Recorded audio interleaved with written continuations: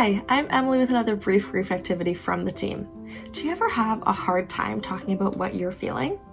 When our thoughts and feelings are kept inside, we can sometimes feel overwhelmed until we find a way to let them out. The good news is there's lots of different ways that we can express our grief. If we put our mind to it and think about our grief as we dance, make art, play a favorite sport, build something, hang out with people who understand us, or put energy into something that was important to our person, we can release some of our grief without using words. And music is another way to do this, which is why we'll be creating drums today. Since ancient times, many cultures have used drums in ceremonies, healing rituals, celebrations, and as an activity to do together. Drumming can help us express feelings and share the energy that's inside of us and our body. Here's what you'll need. You'll need a circular plastic tub. This could be a container or garbage bin, whatever you have at home. Clear tape like packing or scotch tape, duct tape, permanent markers, and pattern tape or stickers if you have them to decorate your drum. To start, stretch a piece of clear tape tightly across the opening of your bucket. Continue stretching pieces of tape over the bucket in the same direction, overlapping each strip of tape about halfway. Once it's fully covered, turn your bucket and start overlapping strips of tape in the opposite direction. Once the opening is fully covered with clear tape in both directions, you're going to do the same thing with the duct tape, taping the whole bucket opening in both directions and overlapping the duct tape.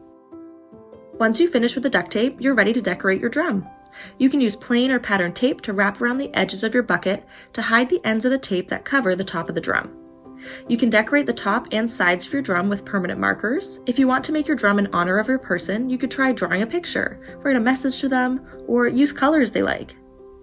If you want to draw anything on the top of your drum on the tape, you can have someone help you carefully cover your picture with more clear tape to protect it from when you beat your drum. Some people can easily talk about feelings, and some of us find it really hard to do. We can have lots of different feelings in our grief, and they can change from moment to moment.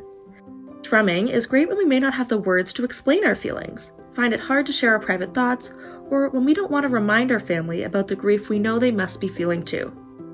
Drumming can give us a physical release as we beat on it and help us make a connection between the thoughts and feelings inside of us and our body. We can also use the drum to make a steady rhythm like a heartbeat, which can help us calm our busy body. You can use your drum to communicate your thoughts and feelings using different beats. What do you think angry would sound like? Or the feelings lonely, confused, or worried? How would they sound on a drum? What about the thoughts like unfair or I miss you?